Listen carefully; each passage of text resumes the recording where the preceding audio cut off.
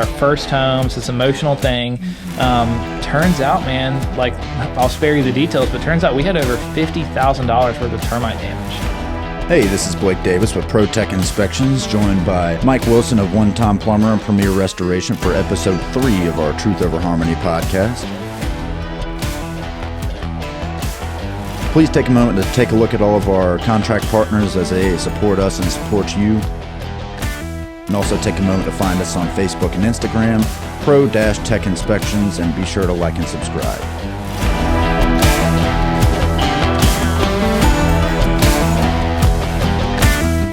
Mike, thanks for joining us. We are here for our 3rd episode of Truth Over Harmony. We are joined by the man, the myth, the legend, Mike Wilson, owner of One Time Plumber, Premier Restoration. So we're going to talk about the fun stuff and not so fun stuff around home inspections and plumbing.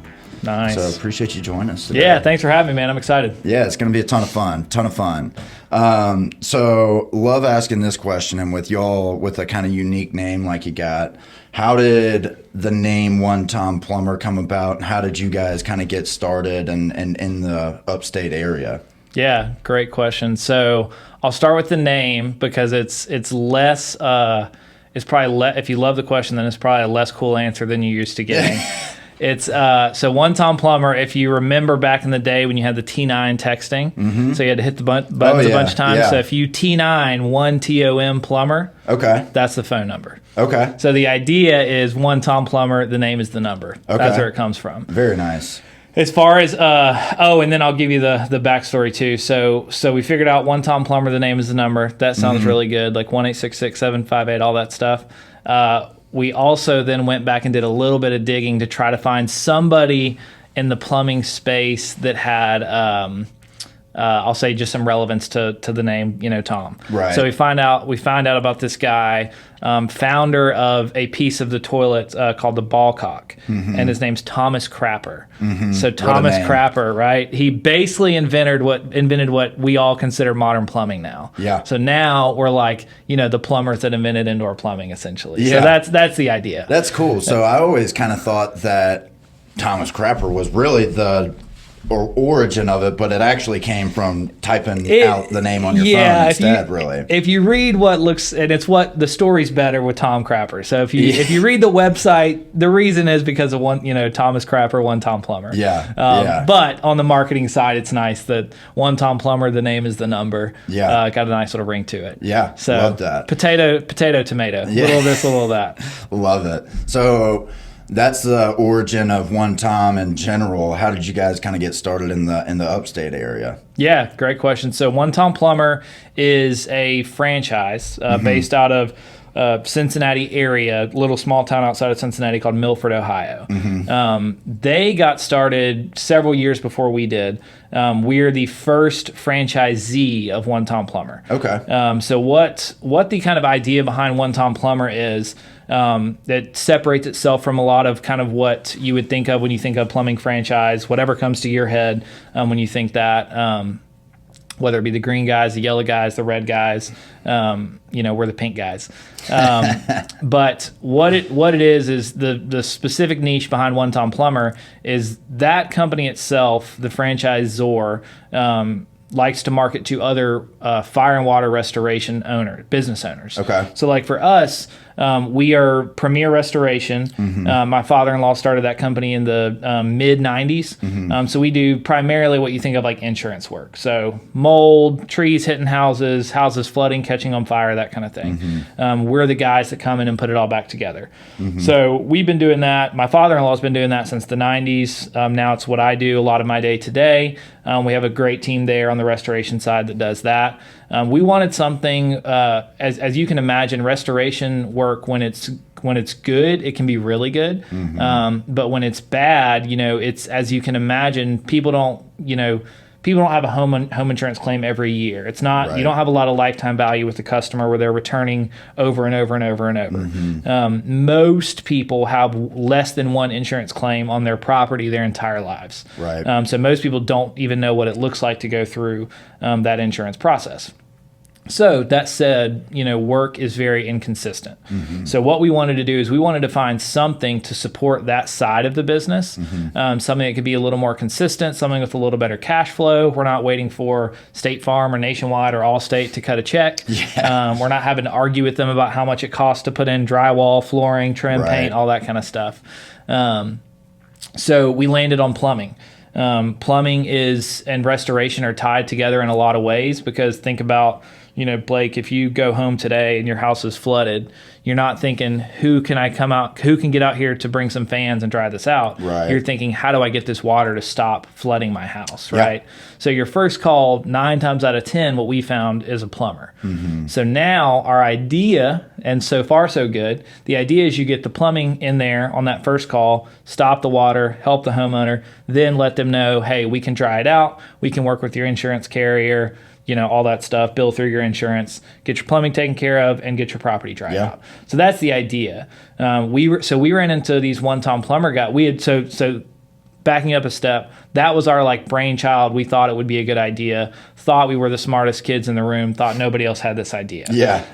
So we go to this conference, this planning conference with Viola Management, who's one of our consultants.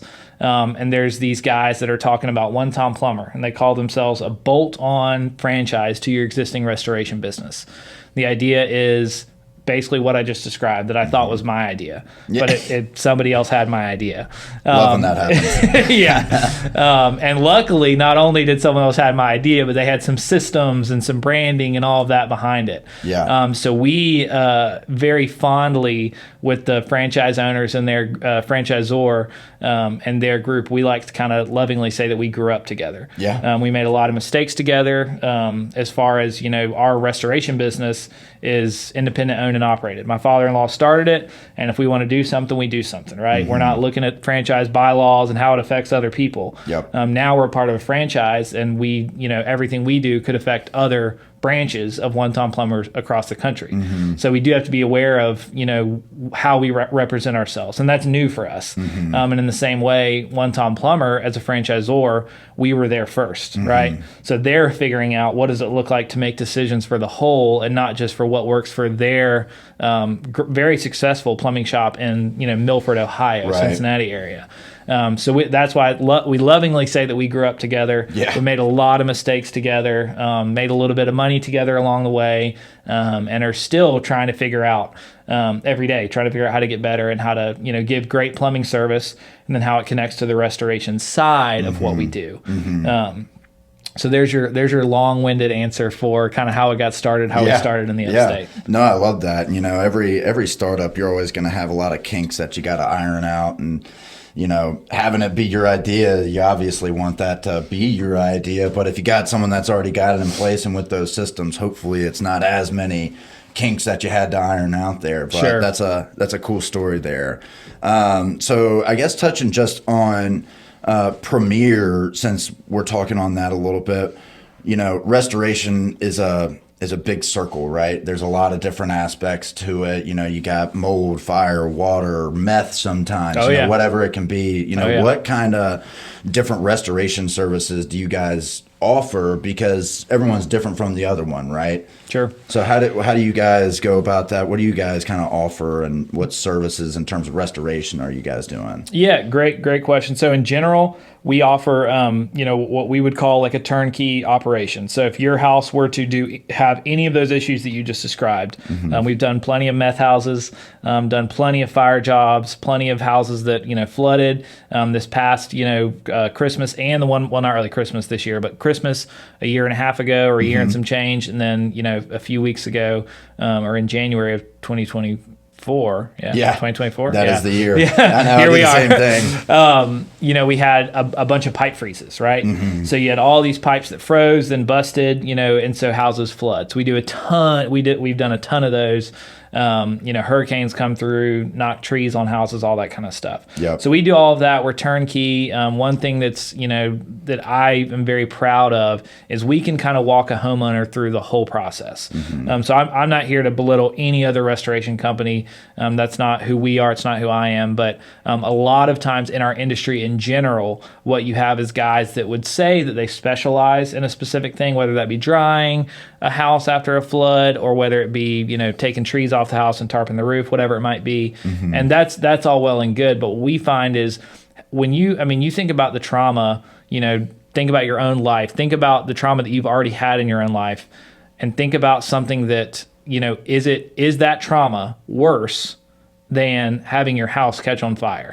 Is that trauma worse than having a tree split your house in half with, while your kids were sleeping in the bedroom right next door? Yeah. You don't think about the trauma side of insurance, but when you have an insurance claim in general, it is one of the most traumatic things that can possibly happen to a human being. Is because it's your home, right? It's your safety net. It's where you have meals every night. It's where you have friends over. It's where it's and your one home. of your probably, if not the biggest investment you've probably made. Absolutely. So for us, we don't like the idea of having somebody that has all of this trauma, this horrible thing, the investment side that you just mentioned, have that happen and say, cool, we'll come dry out your property. And then we're 3-4 days into a dry out. We get them dry, but we've ripped their house apart. And we say, all right, see you never. Good luck, billing your insurance. Good luck finding a contractor that can come put this back together. Because you and I know probably better than most how difficult it is to find a good contractor these days. Much less one that will work with your insurance carrier that's got all their own insurance that, State Farm, Nationwide, all states going to require, whatever it might be, and do it all for the price of your deductible. So we don't like that idea. So what we have done is we have a phenomenal team on the dry outside, the 24/7 stuff, middle of the night, pipe bust. We got a plumber that can take care of it, and we got a team that's literally waiting on call to dry the property. But then we don't leave our clients, what we would say, in the middle of a restoration project. Because in our industry, in the restoration side, a lot of people think of it as what we call mitigation, which is like mitigating the actual issue. So drying it out, taking the tree off the house, cleaning the fire, cleaning the meth, cleaning the mold. And then you have the repair side, or the restoration, what a lot of people would call the restoration piece. So a lot of our industry would call those two totally separate things, mitigation and repairs. Now, you think about it on our industry side, that's all well and good. However, on the homeowner side, they don't look at it that way. They look at, I was in my house yesterday, had a perfectly normal life, all the normal day-to-day stresses of life, and then today, I don't have a kitchen. Or today, my house caught on fire and I'm living in a small apartment across town, and I got to figure out what to do with my 90-pound dog and my 2 kids whose daycare is across town, whatever it might be. Their life is totally disrupted. And so it's not, from our perspective and our belief, is it's not fair for us to leave somebody in the middle of that project. And so because our end user, or our end customer, if you will, which is someone that's in the middle of, a very traumatic experience, needs somebody to guide them and walk them all the way through from point A to point B, we've decided that that's what we want to do. So we go point A to point B, which would be, point A being I'm in this traumatic experience, and point B being I'm back in a, hopefully better condition than my house was when before this tree hit, this refrigerator line flooded, this pipe burst in my attic, this mold, this whatever it might be.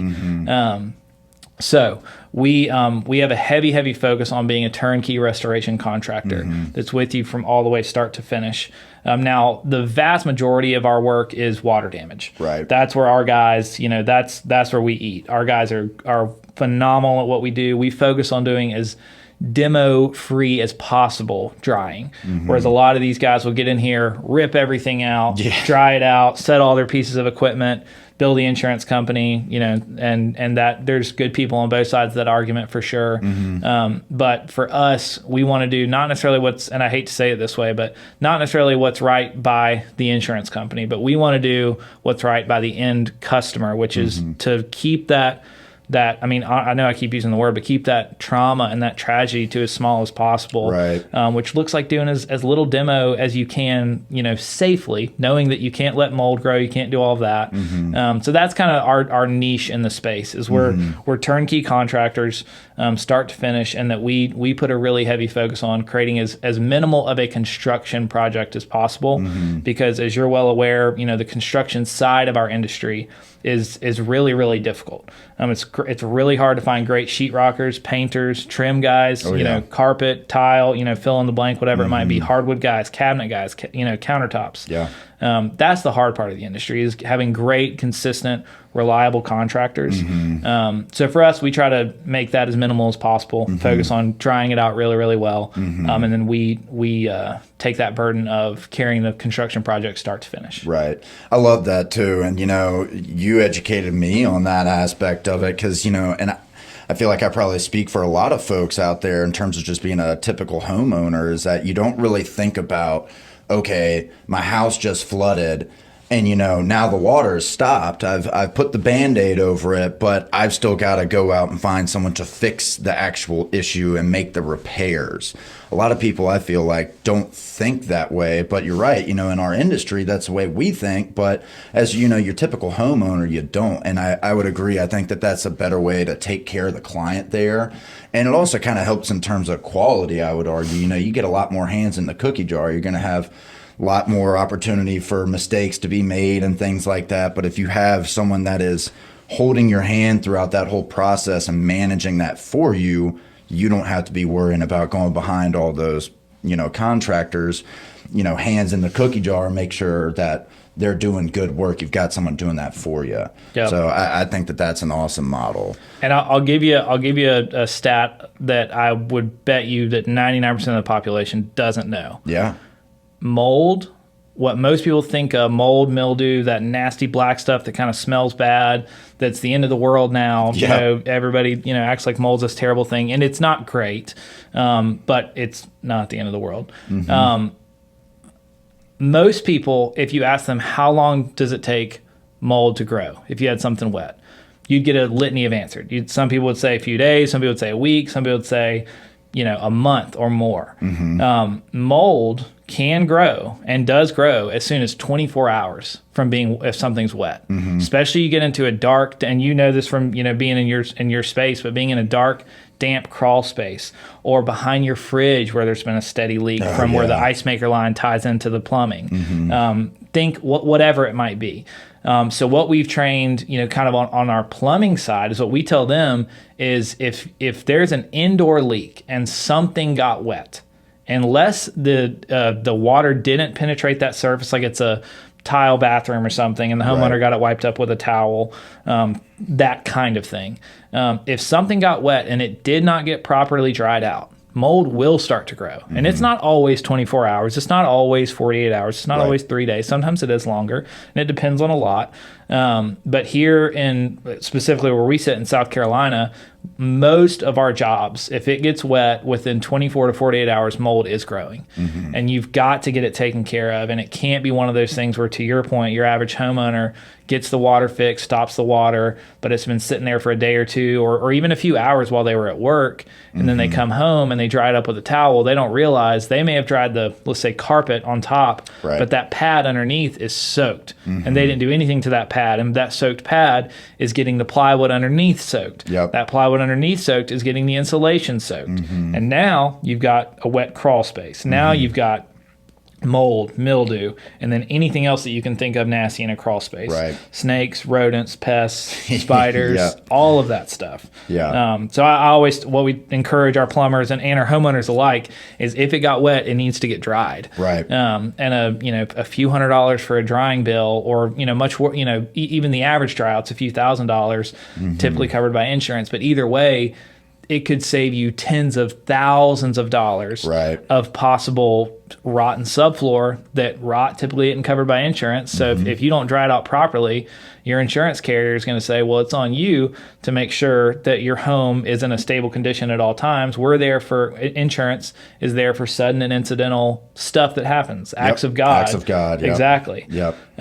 So anyway, I don't say that to, be the scare tactics guy, but we encourage our plumbers, when you're out in the field and you're in all these people's homes, like you said, your average homeowner doesn't understand their insurance policy. They don't understand, that language, that acts of God, that sudden and incidental that your insurance will and willingly cover. But if you think your insurance carrier is on your side and is looking for a reason to give you money, you're sorely mistaken. And it's not the agent. There's great in the upstate, at least, there's phenomenal insurance agents around here that do a great job, but the agent doesn't make the call. At the end of the day, it's the adjuster, and it's the claims department that's somewhere far away that doesn't know your mom and them, doesn't know your daughter, didn't play, high school basketball with your dad. You don't have that relationship. So anyway, I always tell people mold can grow significantly faster than you can think, and you need to get it to not grow, because insurance, if you tell them mold, they want to try to deny that coverage, and if they see rotten wood, they want to try to deny that coverage. So get it dried up, get it dried right the first time, and you won't have to deal with that. Yep. And we tell folks that all the time, right? Because you say mold and people want to run for the hills, right? They think that they're going to have cancer within the next 24 hours because they got a little bit of mold and mildew in their shower, right? Every house has got mold spores in it all over the place, right? It's just one of those natural things that you can't prevent, and that's why we push our indoor air quality services, is we can give you those definitive results as to what it is. Is it active? Is it inactive? Is it, something of real concern, or is it just something that is going to be found in every home? And, tying in with you there, that's huge for a homeowner. And no one knows, really, I would argue at least, no one knows the ins and outs of their insurance policies like the back of their hand. You get that long 60-page booklet of what your policy covers, and you may read the summary, and that's just how it is. But to have someone to be able to go in and deal with the insurance companies and help you through that process is huge, because you don't know what that industry and what that process is like unless you're going through it. And like you said earlier, typically a homeowner will only have one claim on their home in their entire life, so they're only going to go through it once. Absolutely. So, I think that's awesome. So talking about some of what we do on the inspection side of things, we're not perfect, right? Nobody's perfect. There's no perfect house, no perfect realtor, no perfect contractor, anything. What are some common things that you see home inspectors miss when you guys are out in the field? Good question. Loaded question. Yeah, right? Loaded question. What have we seen you guys throwing miss? us under the bus too bad here. No, that's funny. We see it on both sides, right? So we're on the restoration side, and then we're on the plumbing side. So as your average homeowner or your average realtor may not be aware, when you're going out and your home inspector is doing a full, I'm gonna give a PR answer here. When they're doing their inspection of your home, right? You don't expect them to, take all of your flooring off and see how the subfloor looks. You don't expect them to pull the drywall out or have a stethoscope and know what's going on, behind the walls. So you guys on your side, you can only see what's there. Right. And what we find is a lot of the times it's not for lack of effort from a homeowner or a home inspector that something is missed, or a lack of knowledge or experience or anything like that. A lot of it is just an unfortunate situation. And I'll give you a personal example here. My first home was in Charleston, South Carolina.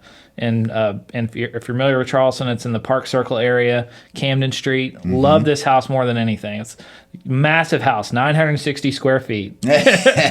Somehow 3 beds, 1 bath, and 960 square feet. 3 beds in there. That's 3 impressive. beds. I don't know that you could actually call them bedrooms. I don't know that a king size could have fit into any of those rooms. But on the listing, it was called a 3-bed house. Yeah. Oh yeah. And it was an amazing house. It was so cool. Had the phenomenal backyard. We had a home inspection done. Everything looked good on it. It's an old house. It'd been there, not quite 100 years, but more than 50. So we expected little things to be wrong with it, but it had been flipped. The floors had been refinished, new paint everywhere, new countertops, all that stuff. And it wasn't like high end by any means, but it was a wonderful first house for us. Right. We lived in it probably, less than a year, for sure, less than a year. And long story short, we were cleaning out one of the bedrooms, and my wife was actually doing this, and she saw what looked like dust on the wall. So she went to wipe the dust off, and it kind of felt damp. So she got a little cloth, and she went to wipe a little harder, and she put her finger through the wall. And this is our biggest investment, to your point earlier, Yeah. like by far our biggest investment that we had made in our young lives. We had been married less than a year. It's our first home. It's this emotional thing. Turns out, man, like I'll spare you the details, but turns out we had over $50,000 worth of termite damage. Wow. That was done in our home. Wow. And when it first happened, and even still it's a little raw, but now it's like almost a decade ago. But when it first happened, I was mad at everybody. I was mad at the realtor for not catching it.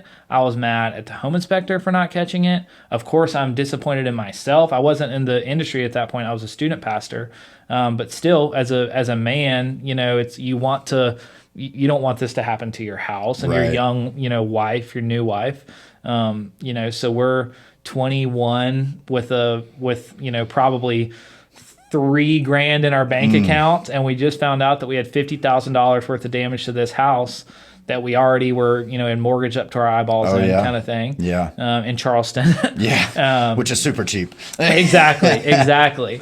And so I was mad at the world because, all these people, including myself, I'm thinking should have caught this. So then I go back and look at pictures, and I go back and look at the inspection report, and I go back and I look at, all my communications with contractors and different folks we had brought in. And of course we're having the work done at our house, which we're very, very fortunate. A man named Richard Brown, if you're listening to this, I cannot tell you how thankful I am for what you did for us. But he, organized a group and paid for 99.9% out of his pocket and some other friends from the church. Put us back together. We were all good. It's a beautiful story. Wow. Very thankful for that whole team. But what happened, I went back and looked at it, and there was nothing. Like I saw close-up pictures on the home inspection report. They did their job. There was pictures of everything above, pictures of everything like in the crawl space in the house. They got up in the attic. I mean, they did a thorough job. And I went back and looked at it, and I'm like, who should have caught this, right? There was no evidence, and we could make arguments, and there are, I certainly have some opinions on it now, but overall, the point that I'm making is you as a home inspector, and you obviously know this, but to realtors, whoever else might be looking at this, you can only see what you can see. Right. So often you don't know what you don't know. So as far as what is often missed, in my specific situation, what was missed is $50,000 worth of termite damage. Yeah. And it happens. It's a real thing. And it's not a unique story. I'm not the only one with that kind of story. It does happen. And I think on the home inspection side, it's a lesson to that side of the industry to take the extra time and do all those things that you guys know. And it's why it's so important to have a great home inspector that has a great reputation, that stands by their work and their name, like you guys. But as far as that's an extreme example, obviously, but that's real talk. That's like my house on Camden Street. That was my first house. But as far as what we see a lot of, that, maybe missed is not the right word, but a lot of things that maybe, how do you say, again, missed is not the word here, so don't take this, in the way I'm not intending it. But I think a lot of times what we see is the inspector will give a 30,000-foot view of the whole house, right? So you guys will come in and you'll do what your role is, and that is to give a full overall inspection of the entire property, right? The HVAC, the electrical, the mechanicals, the fill in the blank. Is the floor sagging? How do the joists look? Is there mold in the crawl space? All that. So what we have found, specifically on the plumbing side, is a lot of times the toilets will flush, the faucets will run, and it won't leak if you let it run for a few minutes. But when you go in and you do a little more thorough, which I know you guys do offer, you do a sewer inspection, right? And you'll see that everything's going down the sewer system, but it's old Orangeburg pipe. Yeah. And it's getting, crumbling, or it's cast iron that was put in 100 years ago and it's bottom rotted. And you can get most of your plumbing through the system, but not a couple days after Thanksgiving when everybody's putting all their, turkey scraps and everything else down the drain. And a lot of times, again, missed is not the word, but a lot of times a more thorough, what I would call thorough plumbing inspection could be something that is something that would be really beneficial. So like for us right now, we have one where we went and did a plumbing inspection on the property, and Everything was good. There was not necessarily a problem. Again, everything was flushing, everything was running, but you go in and you see that, the water pressure, or the pressure on this house is way too high. And what people don't think about is when your pressure is too high or too low on a home, one, it changes constantly. Because if you're in the city, or even honestly now if you're in the county, the way that the upstate is expanding and they're putting in new neighborhoods everywhere and new townhouses everywhere, new businesses everywhere, the city and the county are constantly adjusting the pressure that's coming from the city tap to your property, right? So you might have had a home that was built 5 or 10 years ago and the builder did a great job. Everything looks awesome. The pressure is appropriate. The fixtures are getting the right amount, all of those things. But the pressure has changed now because another neighborhood was built right beside you. So the city had to open up that tap and give a little more pressure in order to get to your home. Right. But your home's higher up and closer to the city tap than that next neighborhood is. So now you're getting a little more pressure than maybe you were 5 years ago, 10 years ago. Right. So we see a lot of times is in that specific situation, kind of a doomsday side of it is this house is getting too much pressure. Therefore, all of the fixtures are getting too much pressure. So now all of your, like, for example, let's say your water heater is getting too much pressure and the manufacturer specs say it can only have up to X PSI. Right. If it has over X PSI, then it voids the manufacturer's warranty. So now you have that little leak at the bottom or at the top of your water heater. Now your elements start to go bad. Now you've got this water heater that's only 5 or 8 years old, and we know this thing shouldn't be going out, but because it's been had too much pressure on it for years and years and years, now the water heater goes bad. Fill in the blank as any other appliance in your house, your faucets, your fixtures, showers, all that kind of stuff. Toilets, they're only rated up to a certain amount of PSI. So when you have too much pressure on the house, you've got an issue. And so making sure you know what the pressure is on your house, making sure you know how old your water heater is and what kind of condition it is. When's the last time your water heater's been flushed? Yeah. If you look it up, believe it or not, you're supposed to read your own specs on your water heater, but in general, you're supposed to get that thing flushed every year or two. Yeah. Every year to 18 months. Yep. Ask your parents when the last time they had their water heater flushed. I bet it's been a long time. Yep. Most people, yeah. Most people never flush their water heater. Ever. I know I haven't in a couple of years. It's totally normal. You don't think about it, right? Right. And it's not the end of the world, except for if an issue happens now, your A.O. Smith water heater, A.O. Smith's not going to warranty that because they told you when you buy this thing, you gotta keep it properly maintained. Right. And again, it's not the end of the world, but it will reduce the lifespan of that water heater. There will be buildup and sediment and all that stuff. In the upstate, our water's not perfect. It's not bad. It's a lot better than it is at a lot of other places. But it's not free from impurity or free of impurities. Right. So that all that sediment, all that buildup, your water heater basically acts as a filter for the rest of your house. So it sits in the bottom of your water heater. And if you could cut your water heater in half and open it up, you would not be pumped about the hot water that's coming into your shower. Oh, I bet. Or you're, washing your clothes or whatever. It gets nasty. Yeah. Oh, I bet.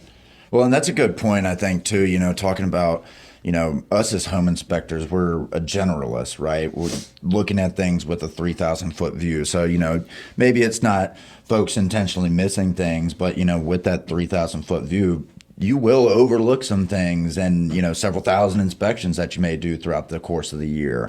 But that brings up a good question in my head is in talking about, especially in the upstate area, how much expansion and growth we've been seeing in the last couple years, different neighborhoods having different pressures like you're talking about. Obviously, let's say a home is totally fine when they move into it and then a neighborhood comes along like you're talking about. Is there anything that you guys can do, any equipment or anything like that you can install to help mitigate and balance out those uneven pressures that, it used to be good and now is no longer good? Is there anything that a homeowner can do there? Or are they just kind of, stuck with having to maintain their appliances and fixtures and things like that better? I need you to sit shotgun with my guys for the rest of these rides they do the rest of the next few months, because you're putting it on a tee, man. That's beautiful. Short answer is absolutely we can help you with that. And let me tell you how. Now I'll take off my used car salesman hat. Yeah. Short answer though is absolutely. So it's called a PRV, pressure regulating valve or pressure reducing valve. And every home should have one. If your home was built, post 2010 probably, I can say almost for 100% sure it has one.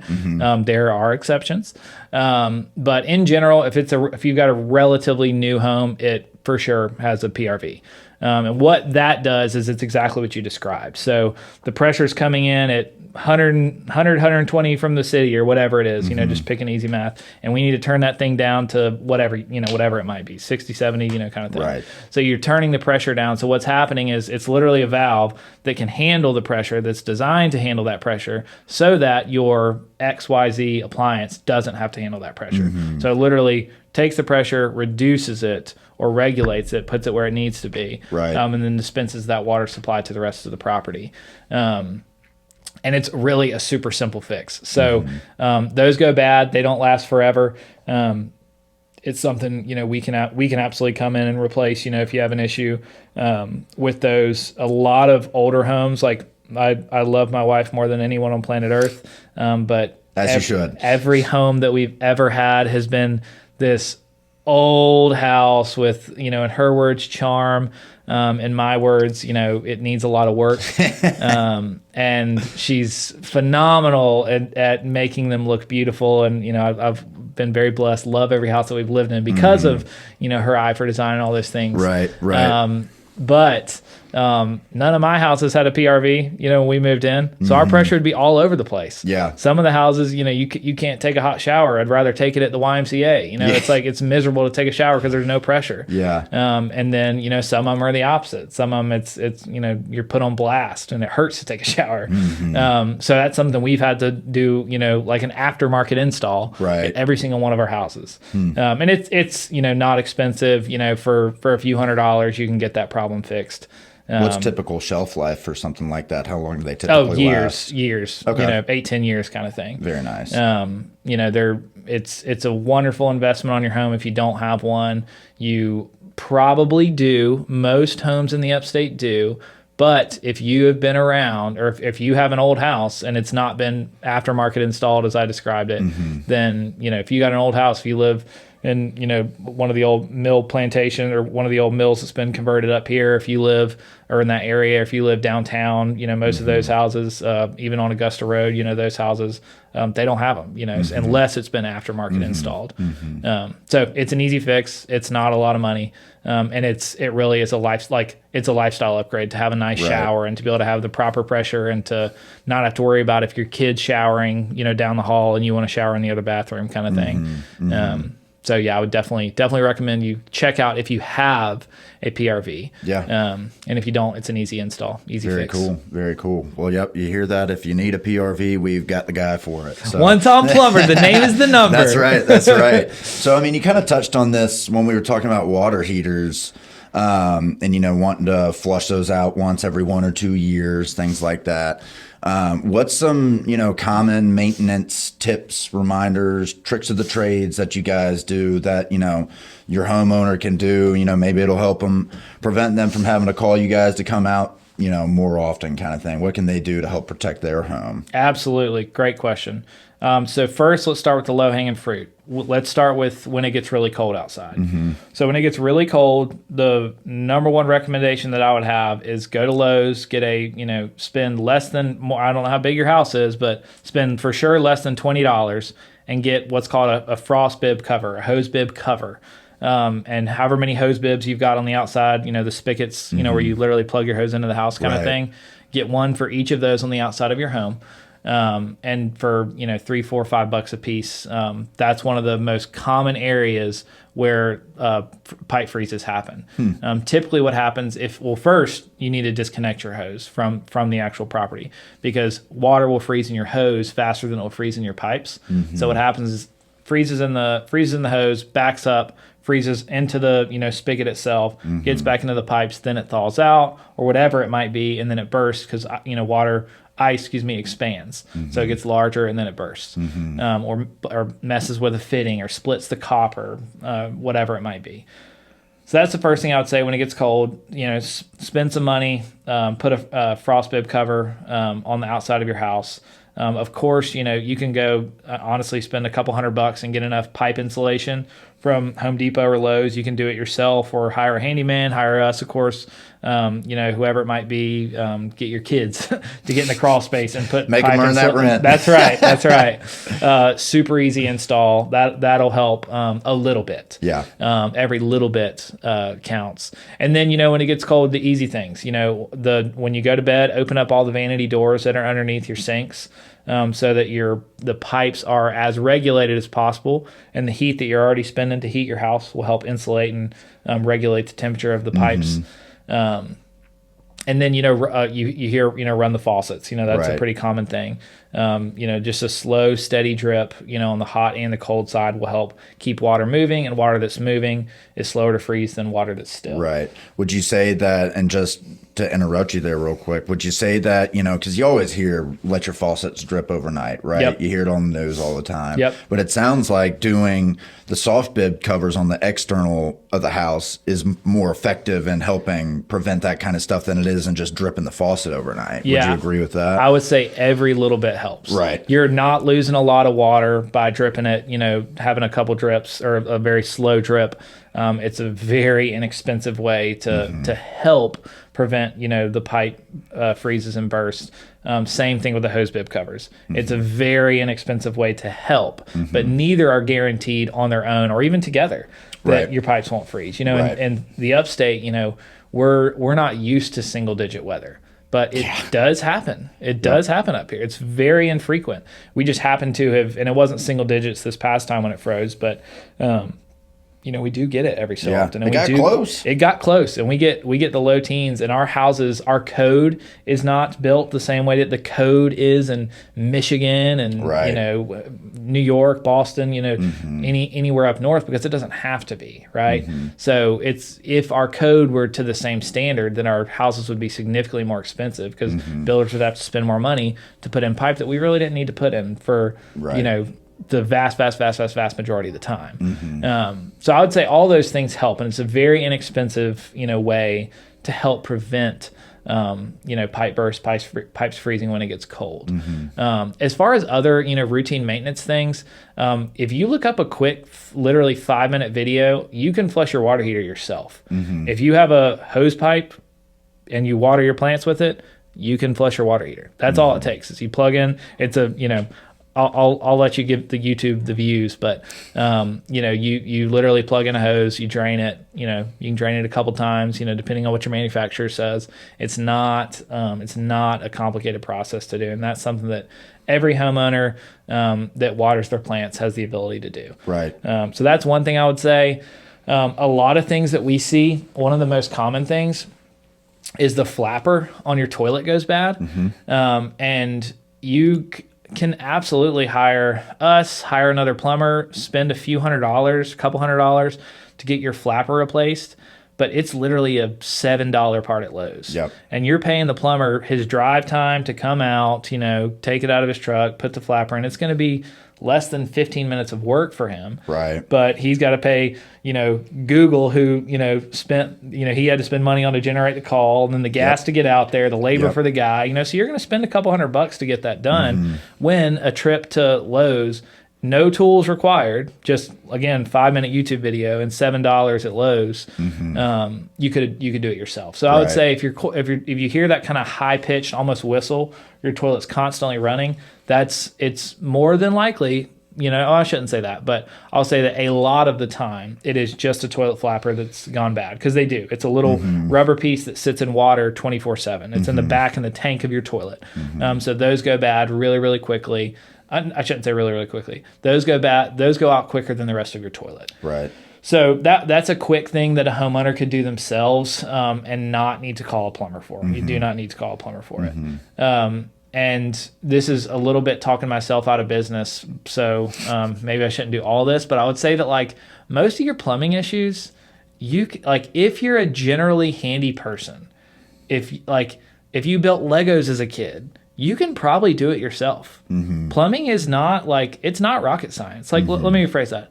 Service plumbing is not rocket science. Right. Fixing an issue, assuming it's an obvious issue, you see where the leak's coming from. It's not a complicated process. Now the plumbers, the reason that they are incredible at what they do and, deserve, plumbers are paid very well and they deserve to be, they're extremely hard workers and they get in the tight spaces that I would not want to every day by any means. But it's their knowledge. You're paying a plumber for his or her knowledge and the ability to diagnose a problem and help to prevent it from happening next time.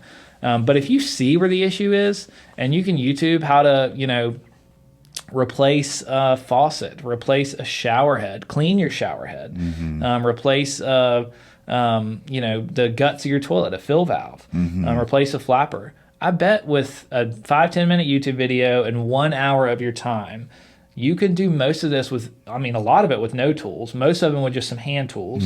And then this is what I always tell people, try it yourself. And if you mess up, then call a plumber. Yeah. Because you're not going to, in general, you're not going to get, no plumber is like going to charge you more because you tried. Like plumbers also love educating. Yeah. So if one of my guys goes out there and they see that Blake tried to fix this thing in his sink and Blake screwed miserably up. failed. Yeah, and Blake miserably failed. As to be expected. He's going to be like, hey, man, come let me show you what I'm doing. Let me show you where you went wrong. He's going to educate you. He's going to show you what you could do differently next time. And so I always tell people, like, give it a shot. Like, YouTube it, and if you have the tools, if you're a homeowner, you've got some tools, right? YouTube it. If you've got the tools, see if you can fix it. And then if you can't, call a plumber. Whatever you're going to do, cut the water off before you do it. So you don't have a fiasco, but as long as you cut the water off and you YouTube how to do it, you can't make, I won't say you can't make a huge mistake, but I'll say plumbing is a lot less complex than people think it is. Water runs from the street to your house, and then water runs away, from the drain back to the street. Yep. And then there's some turns in between and some cutoffs, and if you can kind of, if you're a handy person, and you what I go to YouTube University, that's what I call it. Yeah. You can get educated quick enough to give it a shot. Oh yeah, not to be dangerous. Yes, exactly. Yeah, no, I love that. And I think that you touched on really, talking about putting yourself out of business. I would say that you did the opposite in that, and that is the value that you guys bring to the table, right? Like you're saying, is that any Joe Schmo can go out and YouTube a video on how to replace a faucet or what to do if this is leaking kind of thing. And you'll probably figure it out. But, having someone to be able to, A, have the knowledge and expertise, save you the time and having to go through all that headache. And B, if you did try and go through all that headache, they can educate you on, how to prevent it in the future, how to fix this in the future. And, talking about, if it's a small fix like that, give it a go, because you're not going to get someone to come out there for less than, a couple $100 or something. Absolutely. There's just such a misconception in our field with having contractors come out for free, basically, and that used to be a thing, right? Everyone would be, hey, I'll come out and give you a free quote. And, you still have plenty of folks that do that. And this is not to knock on any of those folks by any stretch of the imagination, but as a homeowner and a, someone who is dealing with an issue at hand, who do you want to have coming in to work on your home? Someone who's willing to show up for free, or someone who understands that their time has value and have to be compensated for that time. Yep. And there's value behind that. So it's not, if you're shopping for price, you may not be shopping the right way. Quality has a price tag attached to it, unfortunately, but you pay for what you get. So you're right, and I won't, but I could go off on that soapbox that you just said very eloquently and succinctly. I could give a TED talk on this. Oh yeah. And we talk about it a lot, flippantly with the team. But you look at it just like I'll walk you through a quick scenario. So let's look at what you just said. Homeowner wants a free quote on a water heater, on a whatever, a toilet that won't flush right, or whatever it might be. So let's look at what the business owner is actually paying for that, or the business itself. So plumbers in general are not paid only when a job comes in, right? So plumbers are getting paid. The actual person that's doing the work is getting paid whether or not work comes in. So you're paying insurance, workers' comp, everything on the employee themselves. Then you're paying their wage. Then you're paying their fuel to come out and give that free. And how do they get out there? They ain't driving their own car. They're not driving their own car. They're driving a vehicle that's, they're driving a nice van that's, hopefully in our sense, a nice van that's wrapped, that's got a 4-figure car payment on it, every month. Yeah. So none Bright of that pink. is free. Bright pink plunger across the side. That's us.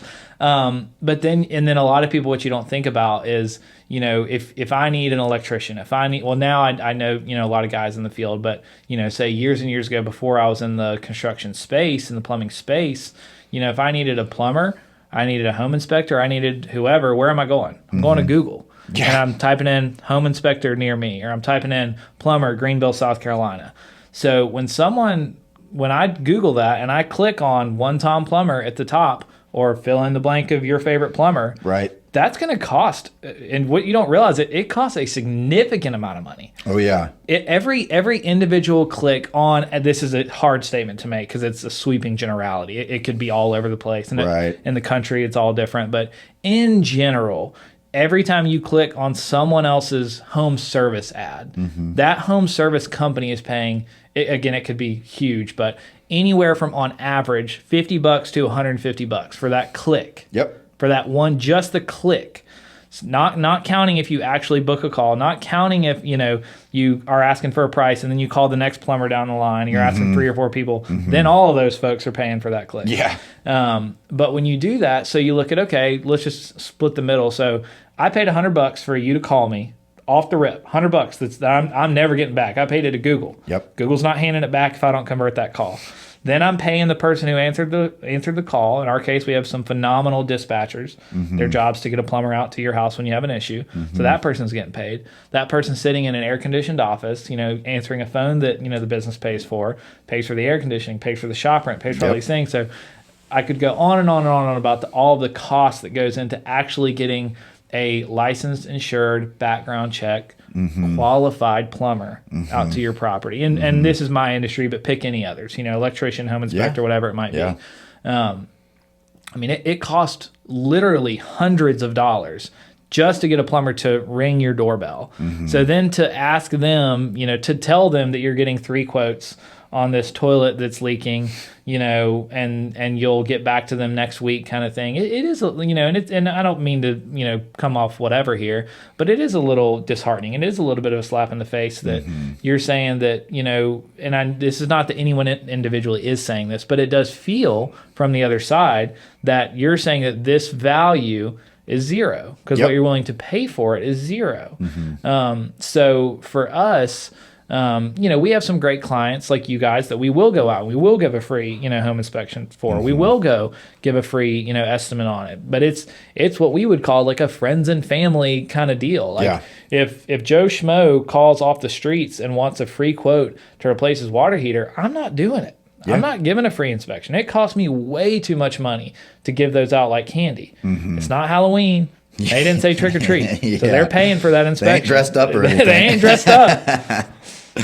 Yeah, no, that's a really good point there. And you mentioned doing these kind of home inspections, and to clarify, it is not a home inspection that you guys are doing, but to those that are out there listening, plumbing is a huge aspect of the home inspection, right? And a lot of the times those lines are behind walls. We as home inspectors, we don't have x-ray vision. We can't tell what's going on behind a wall. We've got clues and things that we can look for to dive deeper into it. But ultimately, we can't see what we can't see, right? And if there's a big plumbing issue, that could be a big ticket item, right? So, if someone is looking to get a home inspection, they're looking at buying a home and they want to have their plumbing, looked into a little bit more in depth by someone that is their trade. We like to call ourselves a generalist, a family doctor, right? We can tell you, if you're sick or not, but if you've got a heart problem, you're going to go to your cardiologist, right?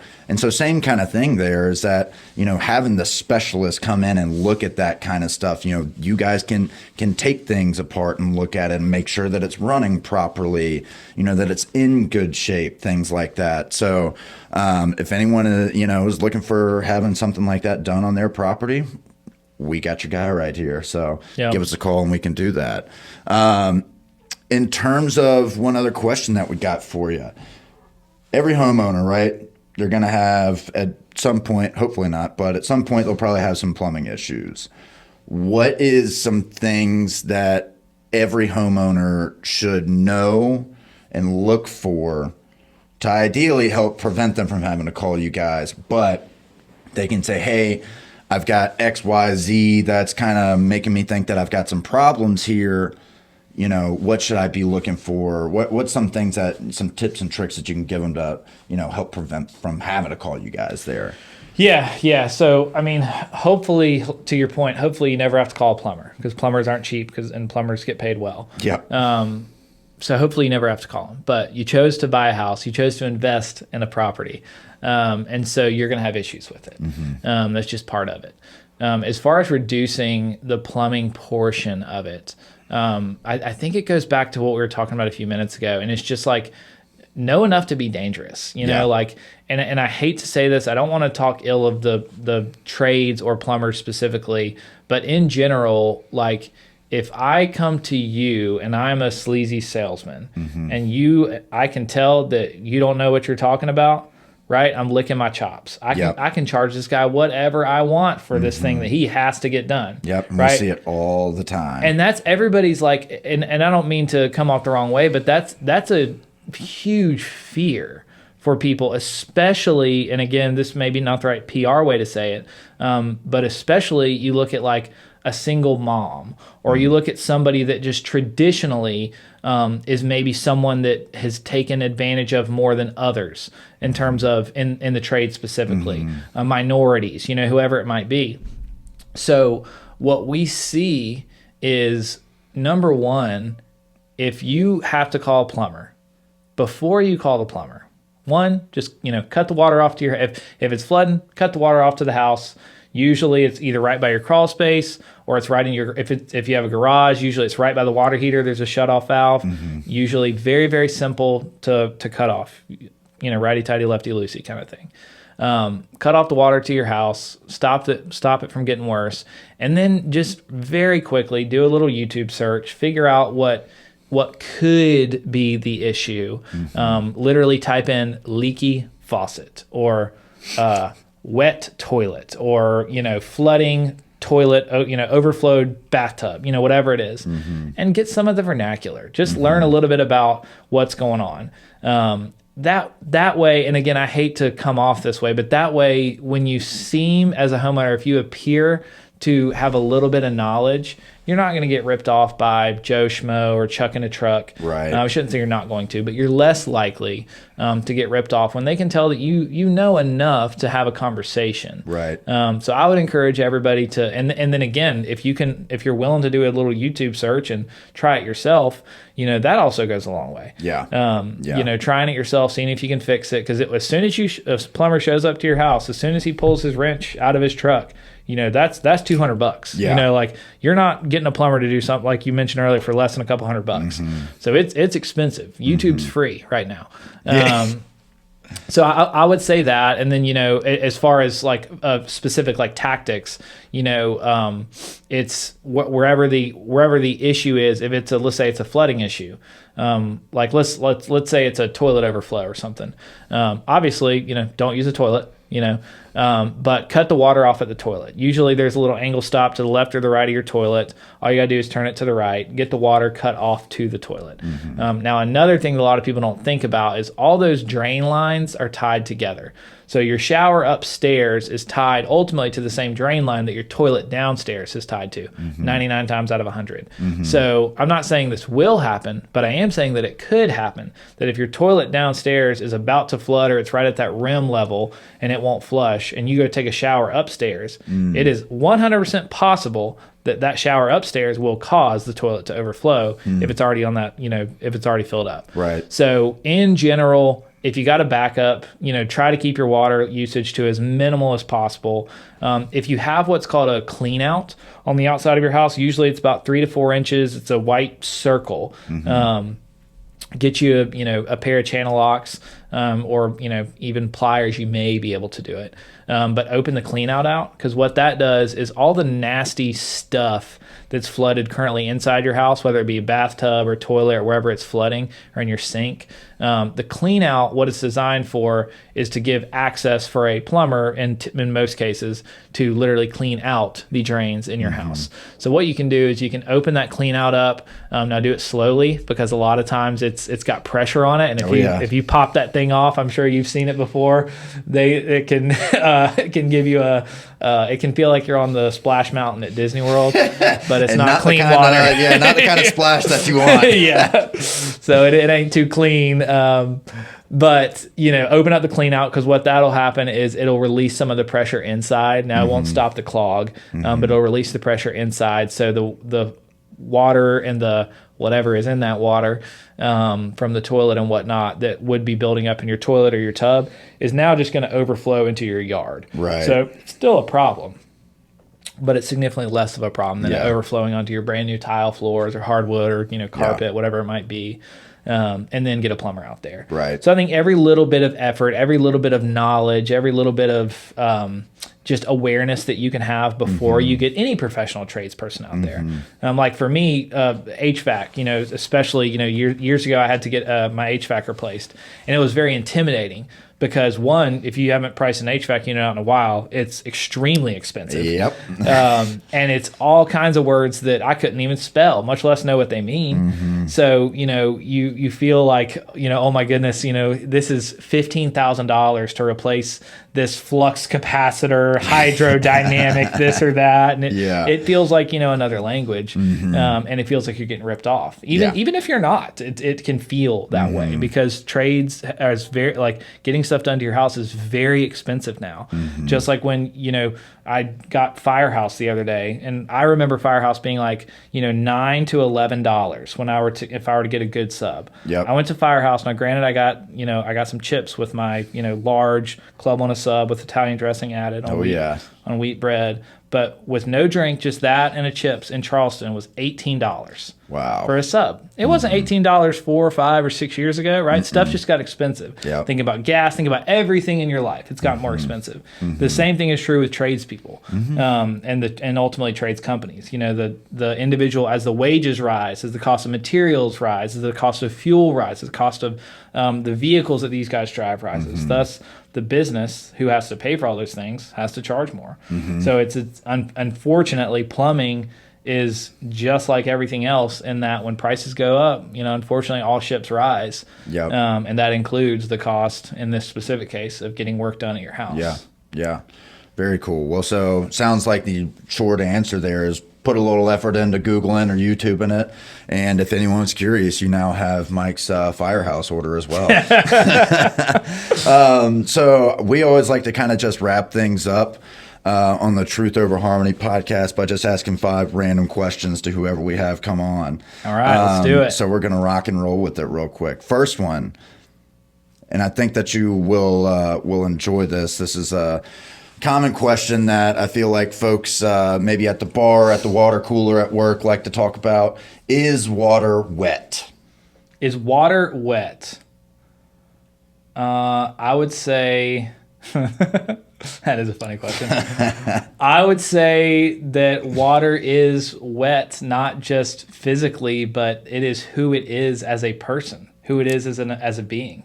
Its personality, its persona is wet. Fair enough. Water's wet. I can't disagree with that. All right, question number 2. Greenville, big foodie town, right? Tons of restaurants, breweries, all that good stuff all over town. What's your go-to? If you're going to go out and get a good, we'll do lunch or dinner. If you're going to take the missus out, where are you guys going to go grab some food at? So I'll tell you where. Can I give you a couple answers, or do I need to give it spot on to one? I'll give you 3. Okay, you give me 3. So I'll do one as like a dinner date. So if I'm going to have a dinner date and we're celebrating anniversary or something big, for sure I'm going to see my boy Justin at Hall's Chop House. Nice. And we're going to go all out, and we are going to have the night of our lives. I'm going to get a Hall's Old Fashioned, going to get the dry aged filet, the whole deal. Nice. On our way home, and this can count as number 2, on our way back to our car, we're going to go to Swordfish Cocktail Club. Nice. And I'm going to get whatever their tiki drink is. Like it was the Island Queen, I think, was it last weekend. And then also Love a Zombie. So like that's my go. That would be like a perfect date night for me and my wife. And then as far as a lunch spot, my favorite lunch spot in Greenville doesn't exist anymore, but I think it will again in the future. So I'm going to timestamp this. We're in February of 2024. Rick's Deli was a phenomenal lunch spot in Greenville. Yep, downtown. Yep. I hate that it's not here anymore. I've heard rumors that it could possibly resurface. So I'm going to give Rick's Deli a shout, and I hope they come back. All right, very nice. Yeah, I wouldn't be upset to see Rick's Deli come back either. I was kind of upset when they moved out of town. But, so good. I know, it is really good. Great lunch spot. Yes. So cool. On building off of that, Greenville's got a bunch of fun stuff to do outside of just going and getting food and drinks and things like that. What's you and the missus kind of go-to spot to just go and hang out for an afternoon? Maybe it's, Sunday after church or something, and it's a sunny day out. What's typically the go-to there? So we love to go to Unity Park. So we take the kids, play on the playground, all that stuff. A couple great spots to eat there. In the what's it called, the Commons? Yep. I think. Yeah, the Commons. Yep. So that's when it's nice out. That's our family go-to. That's our little family date. I love that. Yeah, I frequent the Commons in that area as well. I got a little retriever that he loves to go playing out in the field out there, go walk in the swamp rabbit. Nice, so that's awesome. You can't beat a good sunny day out there, really. We take our mini Australian Shepherd. His name's Justin Timberlake. We call him JT. We take him out there as well, and he loves it. Where did the name Justin Timberlake for a dog come from? My wife thought it would be hilarious. We were going to get 2 of these mini Australian Shepherds, and for whatever reason, she thought it would be hilarious to have one be named Justin Timberlake and the other be named Mindy Kaling. Don't know why. She thought it would be hilarious, and it is. We kept Justin Timberlake, and we call him JT. Yep. And he comes to work with me every day. He's my best friend. That's awesome. Yeah, I'm still trying to convince Dave to let me bring Ziggy into the office every day. So Dave, if you're listening to this, Ziggy deserves a spot here at the ProTech office. I think Ziggy needs to be on the pod, man. I think so too. I think it might boost viewership, So it's kind of a smart idea in my opinion. Cool. So that's, I think, number 3 right there. I think that's number 3. 4. This is going to be, I think, my personal favorite. So you pulled up in this beautiful matte black Bronco out front. What is your dream car in life? Let's say that you've got all the riches in the world. Money is no longer an object. You got everything paid off and all that good stuff. You can walk up to the dealer and drop a sack of cash on there and pay for it straight up. What are you buying? Well, you're describing my life already, so that is not my life at this exact time.